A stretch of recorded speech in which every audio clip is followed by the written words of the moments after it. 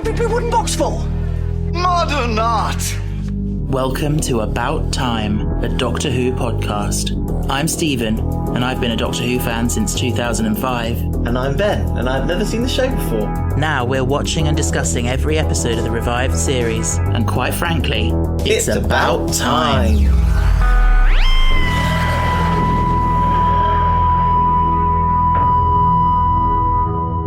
Hello. Hello. Welcome back. Welcome back to another episode. How are we doing? I'm okay. We're coming, at the time of recording, we're coming to the end of our week off, Mm-hmm. which is always sad. Mm-hmm. I hate it. Mm-hmm. I really need a new job. I wonder, listeners, how many weeks have I been saying on this podcast, I need a new job, I need a new job? The whole year? Yeah. Anyway, so we've just watched episode 2 of series 4, The Fires of Pompeii. The Fires of Pompeii. And we teased at the end of the last episode that there's a little story here, because this is actually an episode that Ben has seen before. Very early on in our relationship. Yes. Very much in, like, the honeymoon phase. Yeah. And, like, always feeling like you need to woo and say yes to everything that someone wants to do. Stephen suggested it, and I said yes. And I do remember that we were eating chocolate eggs. Yeah, because it was Easter. It was your birthday and it was Easter. Sorry, but have you ever been in that phase where you say yes to everything I suggest? Yeah. I don't think so. Yeah, it ended about a year in. Okay, if you say so. But yeah, and the funny thing is, I chose it because I thought it was a really good, solid episode, and I thought it was one that you would enjoy. Mm-hmm. When I was a teenager and a bit older, this was one of my favourite episodes ever. But coming back to it now, I'm a bit like, ooh, it's quite good in some ways, but it's... What did I say during it? I said, this is the curse of Doctor Who. Great concept and theme, but really poor execution. You have the little family. Yeah. And that scene when you first see them is very clunky. It was, wasn't it? It was very clunky and very wooden. And the two adults are quite well-respected actors. Obviously, Peter Capaldi. I thought they were doing the best they did. I think with it's the lines. It's the writing, isn't it? Like, the writing didn't have that flow. No. But in that scene, we might as well get him out of the way. Who? Hottie of the week for Stephen. Oh, Quintus, played by Francois Pandolfo. A very Italian-sounding name, but he had such a Welsh accent. I will say though that he is very Italian looking. He is, and that's probably why they cast him. And he's got like, he had some of the most gorgeous olive toned skin. Yeah, I definitely remember at the time watching it when it came out and thinking, oh, he's cute. Yeah. But yeah, I also remember he was on one of the commentaries and he said that, you remember that bit where he flopped down on the, like, chaise longue or whatever? Mm. And the camera was, like, pointing right up his toga thing. Mm. And they were like, oh, yeah, they had to make me special, like, ancient Roman underwear. He did sound quite Welsh. I wonder if he's grown up in Wales, because, what was it? Mum, I've told you I'm not a doctor, not yet. Did he sound Welsh? I exaggerated it for effect, but no, he did. And like, don't tell my dad. Does sound like the opening to, like... A porn? Yeah. Yeah. Anyway, so the family, the Caecilius family, you probably won't know this because you didn't do Latin at school, but I did. Oh my God, Stephen. Okay, we're not going to get into this. Yes, we are. We're not going to get into this. Yes, we are. So Stephen's school did Latin. Yes, I went to a grammar school. And so my school did life skills. Yeah, food tech. I did food tech. Which I didn't do. Which Stephen... So his school was misogynistic. And I bet you the girls' version of your school, which is down the road, yeah, I bet they had food tech and textiles. Probably. Such misogynistic Yeah, it's not my fault. I didn't design the curriculum. No, but your family chose to send you there. Yeah. Carry on. Anywho, yes, so I did do Latin for a couple of years at secondary school. And I used to really enjoy it. Is there a GCSE of it? There is, yeah. Oh my God. Really? Of course there is. When are you going to use it? Well, it depends what career you go into. Who speaks Latin? If you want to be a, like, archaeologist or something, it would be good to know Latin. Yeah, do a side course. Don't waste one of your degree. If you want to go into medicine, a lot of medical terms, they use Latin. I know they shouldn't because it's gatekeepy. It is what it is. I studied Latin for a couple of years. And I used to really enjoy it. But we used something that I think a lot of schools use, which is called the Cambridge Latin course, which was a textbook that took you through like beginner Latin. And there were there was this family of characters, Caecilius, Metella, and their son Quintus, who lived in Pompeii. And they were actually based on there was a real Caecilius who lived at that time. So they have used that family for this episode. Like I think they made up Evelina. She wasn't in the original, but yeah. So those who studied on the Cambridge Latin course, it's like, oh yes, Caecilius est in horto, which means Caecilius is in the garden. That's like, everyone knows that if you did Latin. All right, moving on. Anyway, moving on. For that side tangent. Very pretentious. I'm sorry if anyone does Latin. I just think it sounds a bit pointless. Yeah, anyway. Latin aside, don't get clever in Latin. This episode features 2 actors who would go on to be main cast in Doctor Who. Really? Peter Capaldi. Oh yeah, Peter Capaldi. He's the Doctor in the future.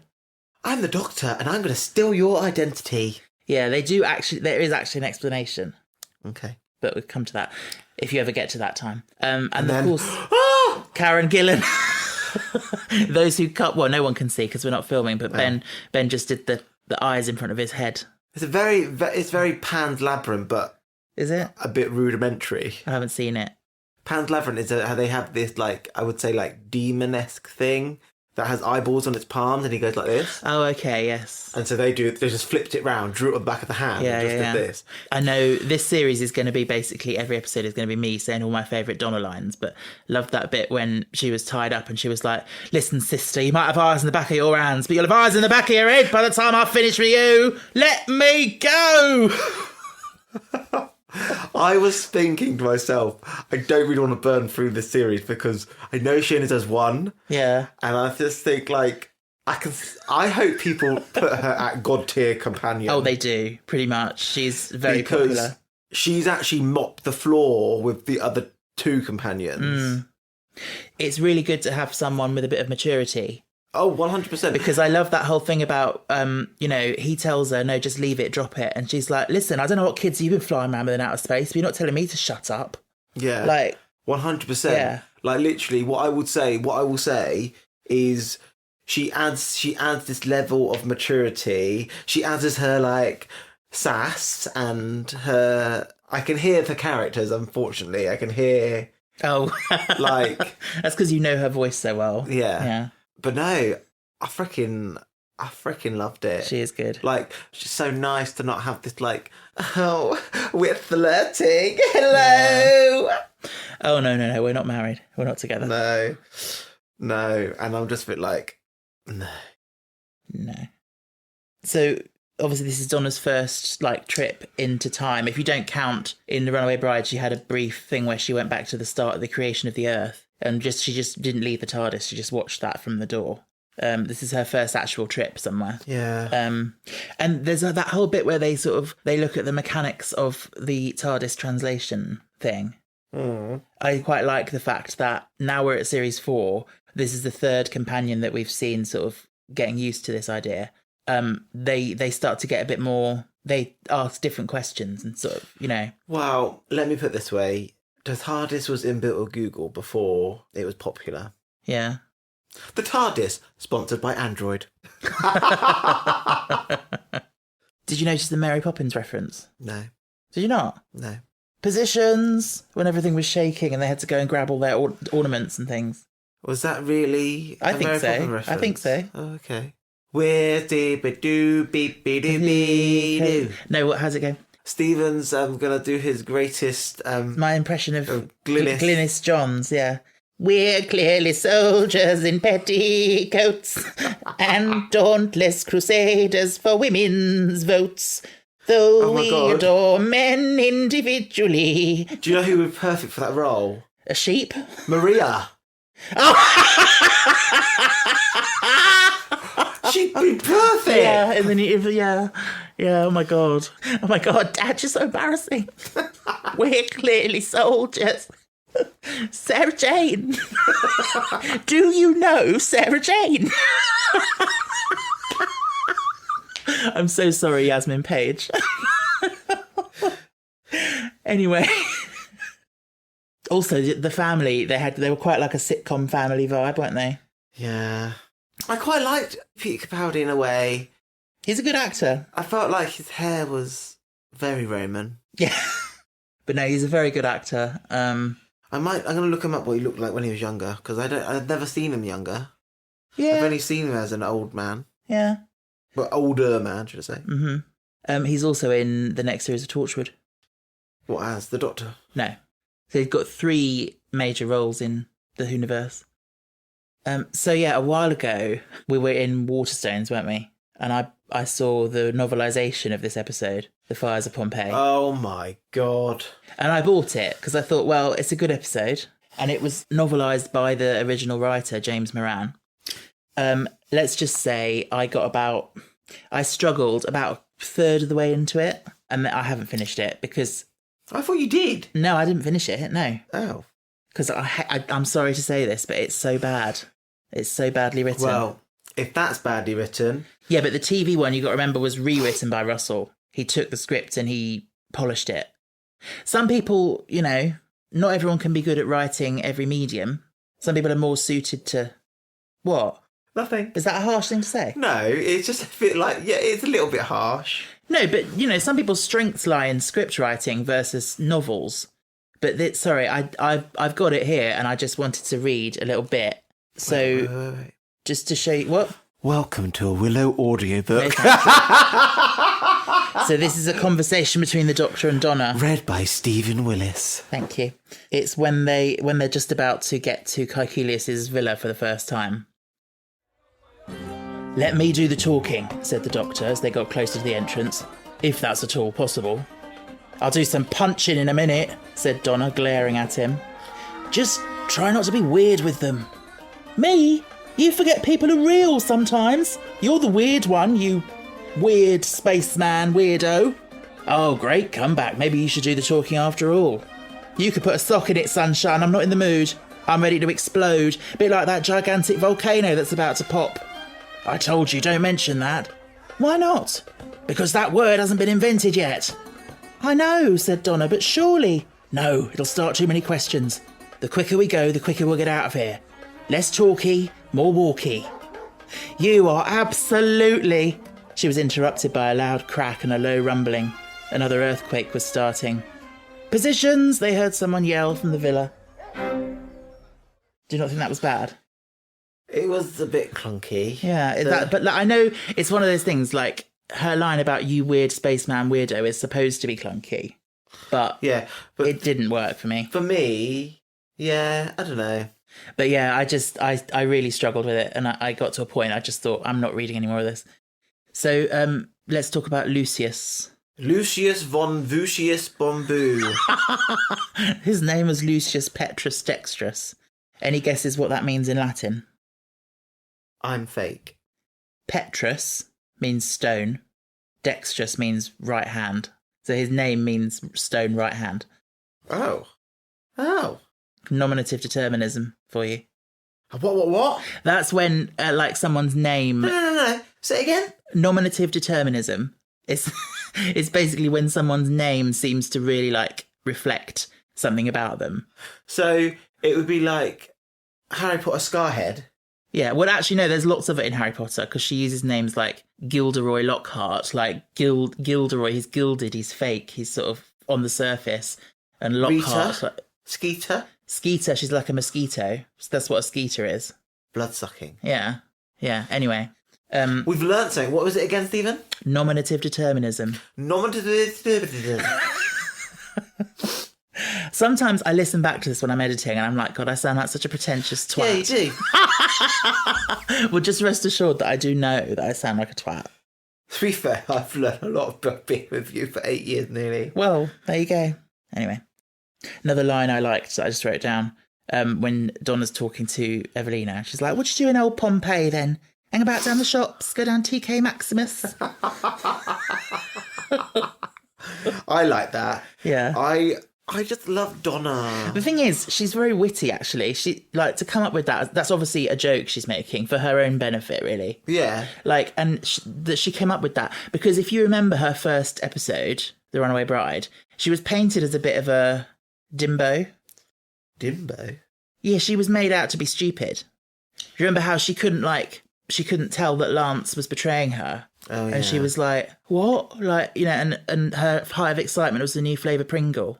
Like, she was made to be a bit of a thick character, but they've reworked her a bit. But for me, like, when you are blindsided by love, you do a lot of things. Oh, yeah, I get that, yeah. The other thing is that, like, in that first episode, she was so shouty, like, she shouted everything. And I remember Russell said that he wanted to be careful with the writers for Series 4, that they didn't watch that and think that's how Donna is the whole time, because she was in a very, like, stressful situation. It was her wedding day that had gone wrong and everything. And you've got to give her scope. You've got to give Gonna. Hey, Gonna. You got to what? Donna needs that scope. Not Donna, but Catherine needs that scope. Yeah. Because she is a very good comedian. Yes. And you've got to give her funny lines because she'll deliver them. Yes. But she's also, like, this episode has really showed me that actually, no, like, the end bit where she's like, just save someone. Yeah. She's amazing in that. Like, she is giving back what Billy gave him. Rose brought this humanity to him. Yeah. And she was very much, she would look after people. And companions are very good at that. Like, Martha's excellent. She was a doctor. But she was quite clinical in her emotions. Yes. And she was quite clinical. Okay, I need this to help them, blah, blah, blah, blah. Whereas, like, Martha always had that option to try and save them because she was a doctor. Yeah. Rose was what, 17, 18? 19. 19 when she went off the doctor. But this, I don't know if I'm making any sense. No, you are. But Donna was like, I'm in my 30s, bitch. Yeah. You need to listen to me now, and I'm telling you that you will feel better if you just save someone. Yeah. She's basically giving him back. Like, she's very human, and she knows how precious life is because she didn't go with the doctor first time. She knows that chances like this don't come round. Yeah. And to save 4 people out of 20,000 is better than saving no one. Yeah, so I do get that. But actually, when I was watching it this time, I was thinking about it and thinking about the ethics of it. And actually, I have to question whether it is the right thing to save those 4 people, because what makes them special is only the fact that they got to know the doctor through the story. But what makes them any more special than another random family on the other side of the town? Why do they deserve to live? They were in the right place at the right time. Well, that's true, actually. They were. They were lucky. And they were lucky, and Donna would have saved that little boy. Yeah, she would have carried him. Yeah. And she would have ignored the doctor. She would have carried him. Yeah. That's the bit that I really feel like quite sad out of the episode, is because if you think about it, like, Donna would have saved his life, but the mother took him to his death. Yeah. It was all part of her feeling powerless, and, like, history, like, it is a fixed point, like, there's nothing she can actually do. Yeah. Yeah. And I understand that. Which brings me on to, I was going to ask you about what you think about this whole, some things are a fixed point and some things are in flux. Yes, I like that. You like it? Yeah. But do you know why I like it? Okay, go on. So, things that have cataclysmic effect on people's lives. Right. So, like, for me, okay, let me put it this way, okay? So, something that has a cataclysmic effect not only on the people's lives, but the earth as itself. There is a lot of structure and power emitted, which basically locks it in time, because the amount of power the amount of energy that has been emitted from it. And so it locks it into time, if that makes any sense. That has significant consequence throughout history. That is what it is. I've just spoken myself into it. That is what it is. It is the effect on history. Yeah. So it's the remembrance. People remember Pompeii. People found Pompeii. Yeah. That's what locks it locks it in. There are remnants of that event in present day, which locks it in. So mummies, the petrified mummies Yeah. of Pompeii. They are still, you can still go and see them, yeah? Yeah. So they are both in Pompeii time and present time. Yeah. So it locks it in because those lives can be documented. Yeah. But couldn't you say that about anything? Like, so for example, when they went back to see Shakespeare and the Carrionites, like they were going to destroy the world. Like They didn't, there was no lasting effect on them. yeah, but their plan was to, and if the Doctor hadn't been there, they would have done.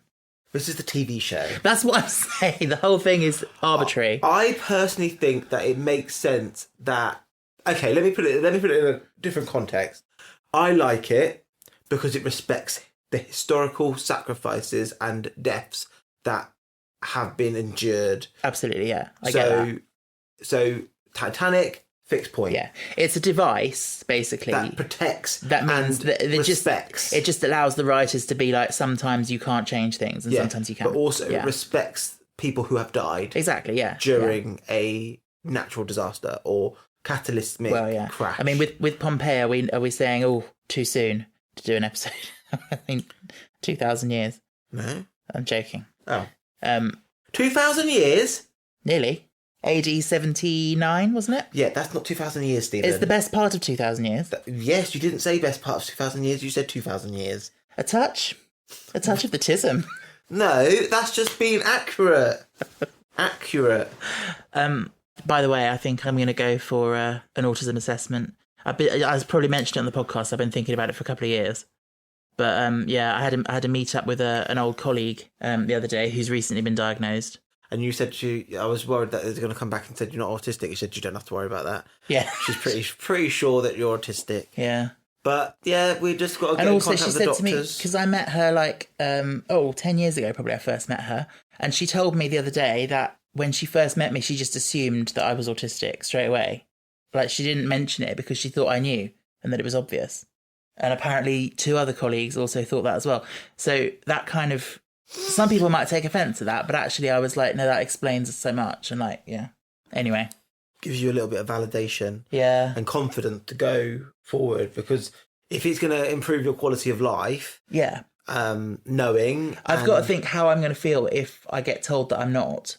Yeah. But I also think you need to kind of just get it over and done with now. I do, yeah. Anywho. There were a couple of little hints when they were doing the soothsaying. Soothsaying? Yeah, like the fortune telling and stuff. What does sooth mean in Italy? In Italian? It's not Latin. Oh. Soothsaying is the act of foretelling events. Oh. I used to get told that people think I thought I was a medium. Did I ever tell you the time when I really thought that I was a... psychic? Medium. What, fortune teller? Not fortune teller. Medium means you can communicate with spirits. Yeah, that's what. What, you thought you could? Okay, go on. Yeah. Tell me. So I must have been about 19. Right. During the summer, and I got stood up by someone. For a date? Yeah. Yeah. When I mainly stood up, planned to meet at, I think it was 11ish, something like that. And I was still waiting for them at 3:30, 4 o'clock. Why? Because I thought that they were going to be on their way. I texted. I was a very, very desperate person. Oh, bless you. Because at the end of the day, I felt very lonely. Did they reply to your text? No. They just completely ghosted you? I got ghosted from that day forward. And like I had a lot of people who were finding boyfriends and girlfriends, and like I was the only single person. So I'm wondering what this got to do with you communicating with spirits. But go on. Coming up. Yeah, setting the scene. So then I walked to the bus stop, and I could see this person on the stairs, and no one was paying attention to them. They were just looking at me. Right. Were they standing? They were sitting on the stairs. Sitting on the stairs. And then, when I was on the bus, that same person, that same thing, was on another set of stairs. Okay. And I was on the bus, and I could see them, and they were on another set of stairs. What made you think they were a ghost? Because the distance between, they would have had to run. Maybe they did. Or maybe they were just 2 different people and you thought they were the same person. Maybe. I don't know how much I believe in mediums. I do believe in, like, trust in your gut. Okay. Stephen's like, Ben, that story was utter garbage. I did think it was you getting stood up. I did think it was going to be a bit more interesting than that, but I've told many boring stories on this podcast as well. So Yeah. Anyway, yes, they dropped a couple of hints. So Lucius was doing his woohoo soothsaying, and he said to the doctor, "She is returning." And then he said to Rose! And then he said to Donna, "There is something on your back." And she was like, "What? What does that mean?" So on her back, she's been touched. By Rose. Oh. So Rose is coming back. Rose is coming back. I'm not saying that. That could be your interpretation at this moment. What's the next episode called? Planet of the Ood. Oh, Donna's going to have some rude thing to say about the Ood. She's going to be rude to an Ood. So yeah, she's going to be rude to an Ood. Oh dear. She's going to be mega rude to an Ood because Donna's not the type of person to hold her tongue. Yeah, but maybe she needs to learn that she should. Sometimes. Anyway. And yeah, it turns out that it's actually the doctor that makes the volcano erupt. Explode. Yeah. Because it is just a mountain, apparently. And then it explodes. Oh, really? I don't know. I don't know. No, it is a volcano. He precipitated it to erupt, I think. I don't know. But that scene where he's like, he realises the choice, it's either Pompeii or the world. And he's got to press the button, pull the lever or whatever. Oh, yeah, and Donna's like... She puts her hand on. Because it's like parallel to the Time War. Like, he had to make that choice, like Gallifrey or the universe. And he destroyed Gallifrey. But he had to do that on his own. And here he's got a friend with him. I'm sorry to say this, who can put her hands on and do it with him. Yeah, that is lovely. And she had a very... Luckily, she was not menopausal. Why? Imagine being in that little rock and then having a hot flush. You'd be a pile of water. I used to work with a lady who had hot flushes, yeah? Yeah. She was such a lovely lady. And she used to sweat. Yeah. Buckets. Yeah. I used to do that at work, but that was anxiety. When I was a tutor. Oh. I think there was something very fast-paced about that environment. The kids would sort of come in and you had to get everything done within an hour and then they'd go and... That's a lesson, Stephen. No, but they're all... It's hard. They were all individuals, so they all... Oh, yeah. Have their own... They're all working on their own different things. So you had 6 children 6 at a time, yeah. And then, they'd drop in more. And when it was very busy, it was... Yeah. But that's just me. And you want to work back there? Well... I think you need to find a new job. I do. Something you enjoy. Yeah. Podcast editing. Does anybody need a sound editor? Yeah. Give Stephen a bell.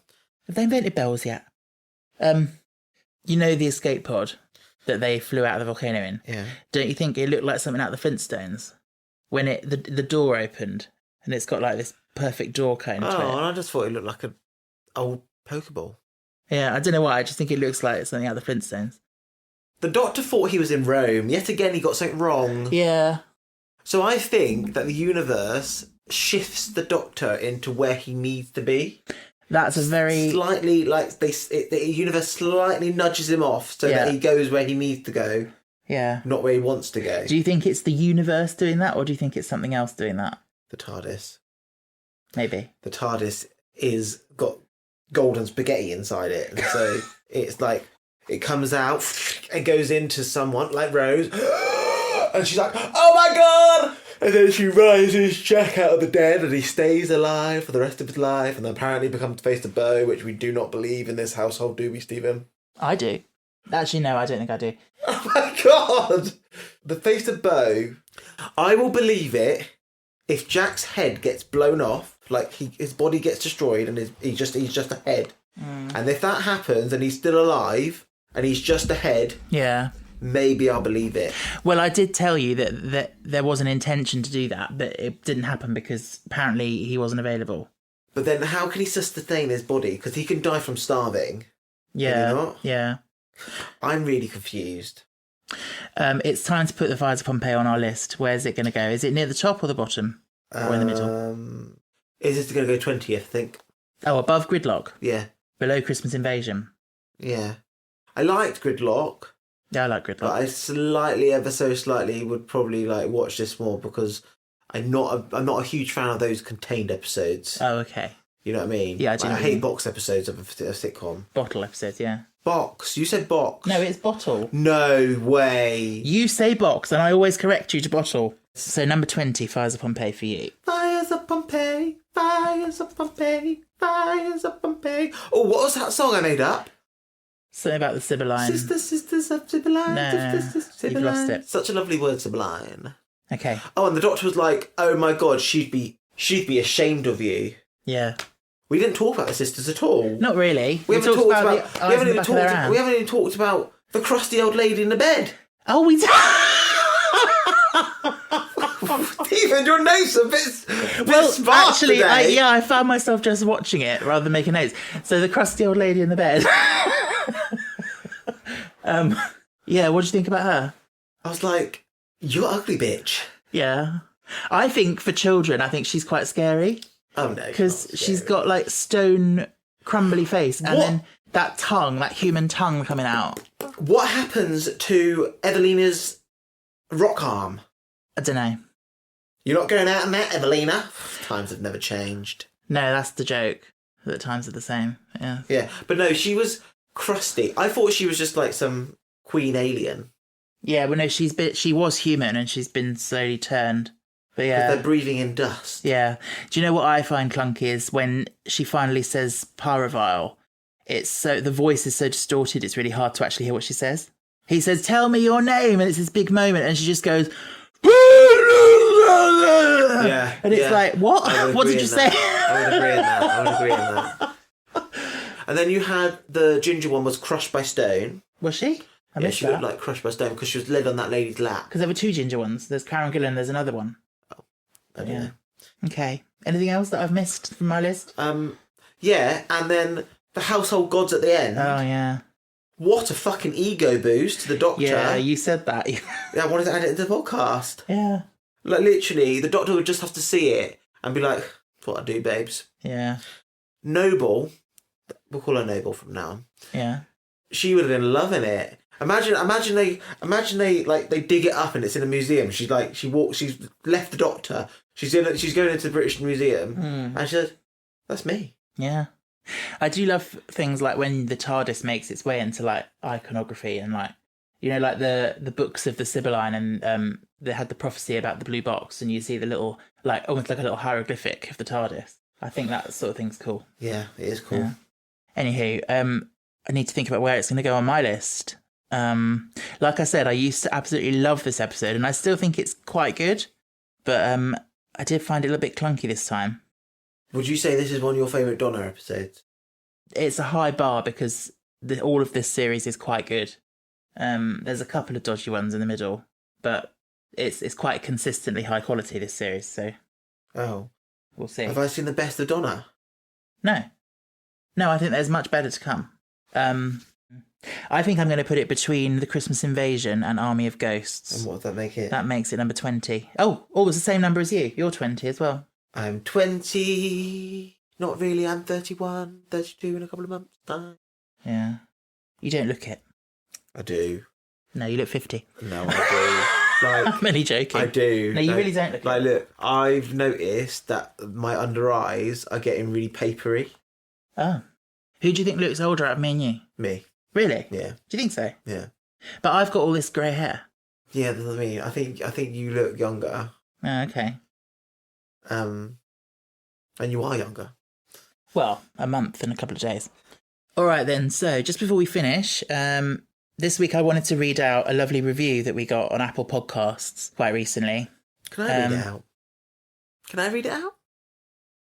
You should see his face. You should see his face. He is trying to be like, what's the nicest way I can say no? Go on then. No, go on. No, go on, do it. on. Oh, no, scroll down and tell us who it comes from first. It's at the bottom. Okay.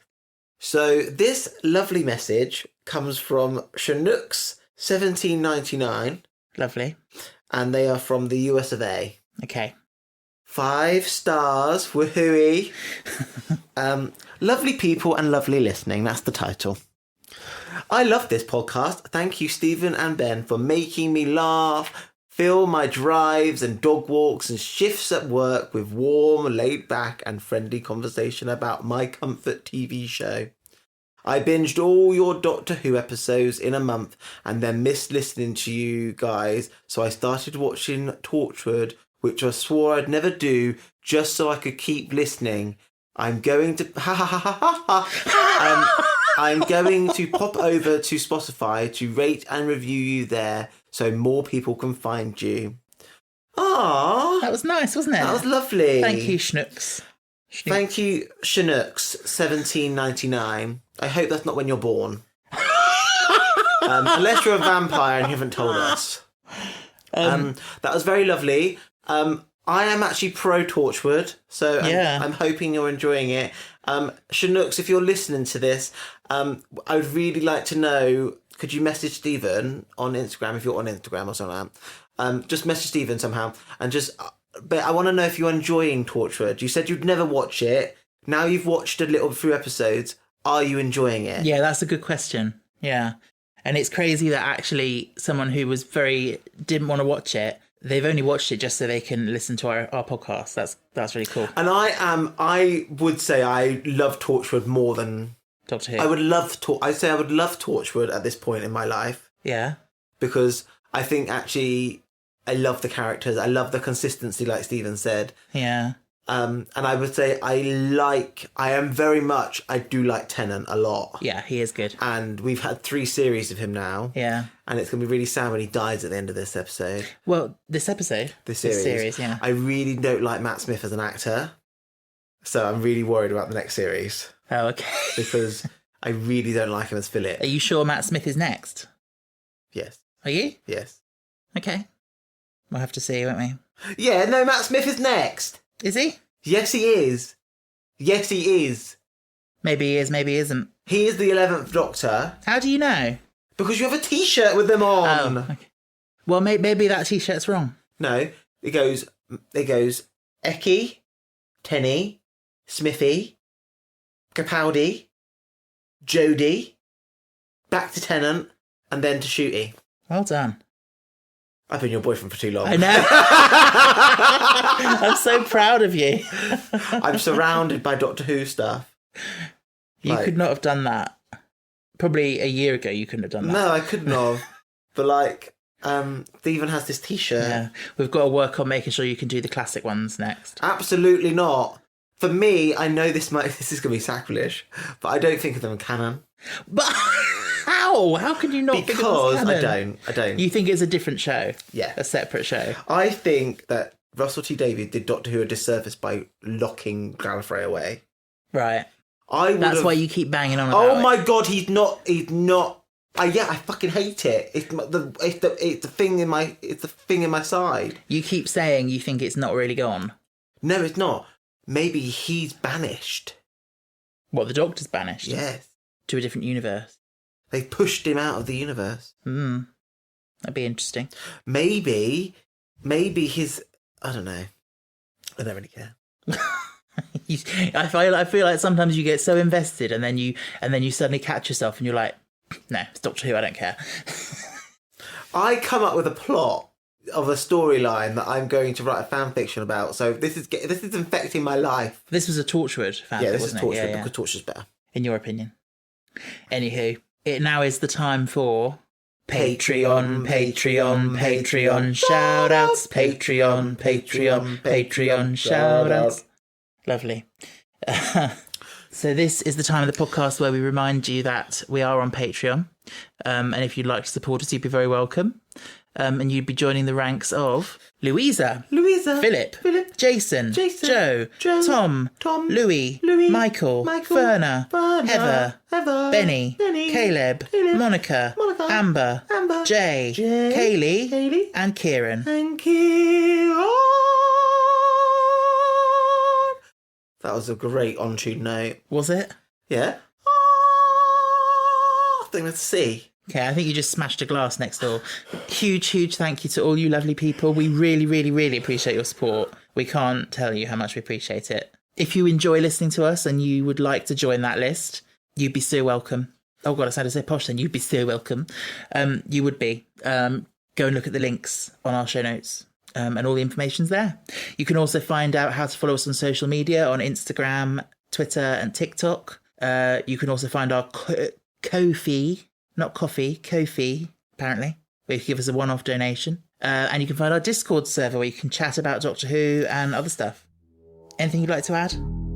Thank you for all your support, and stay cool, stay safe, stay fantastic. I miss Eccleston, I think. Yeah. Bring him back. Bring him back.